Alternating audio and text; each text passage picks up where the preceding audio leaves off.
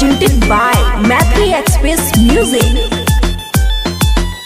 मेरे बंगाली छोरिया, मेरे बंगाली छोरिया, DJ Sumit, मेरे बंगाली छोरिया, तोही करता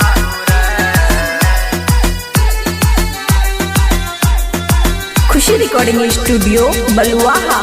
सुन ले छोरी सबर की गे, लागले पे और लबली गे,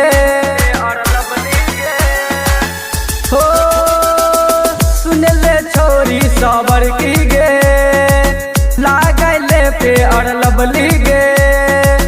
लल लल होठबा के लाली छो, गजब तोहर कनवाली गे, तनी नैना से नैना मिला ले गौरिया,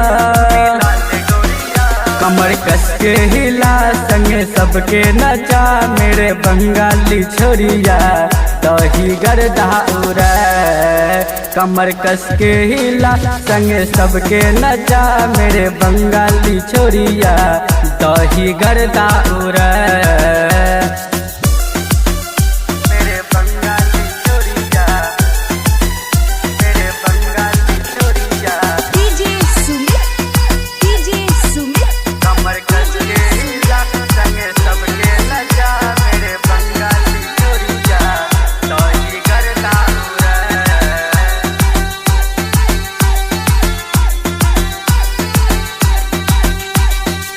चांदनियन तो है रूप बाली तो उमर नैन तो हर नसीली गे,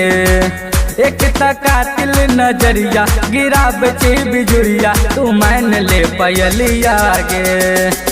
तो हर गोरे गोरे गलिया पर तिल करिया, कमर कस के हिला संगे सबके नचा, मेरे बंगाली छोरिया तोही गर्दा उड़े, कमर कस के हिला संगे सबके नचा, मेरे बंगाली छोरिया तोही गर्दा उड़े,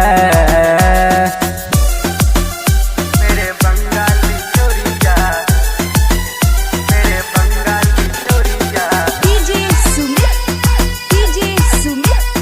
DJ कमर कस के हिला संगे सबके नचा, मेरे बंगाली छोरिया तोही गर्दा उड़े।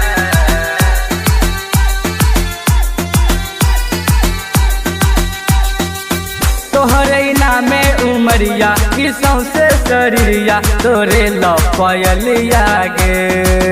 रॉबिन नीतीश निराला नरस दिल खुश के, तू बहन जो सजनिया गे, अपन पतली कमर झक झोर गौरिया, कमर कस के हिला संगे सबके नचा, मेरे बंगाली छोरिया तोही गर्दा उड़े, कमर कस के हिला संगे सबके नचा, मेरे बंगाली छोरिया तोही गर्दा उड़े। खुशी रिकॉर्डिंग स्टूडियो बलुआहा।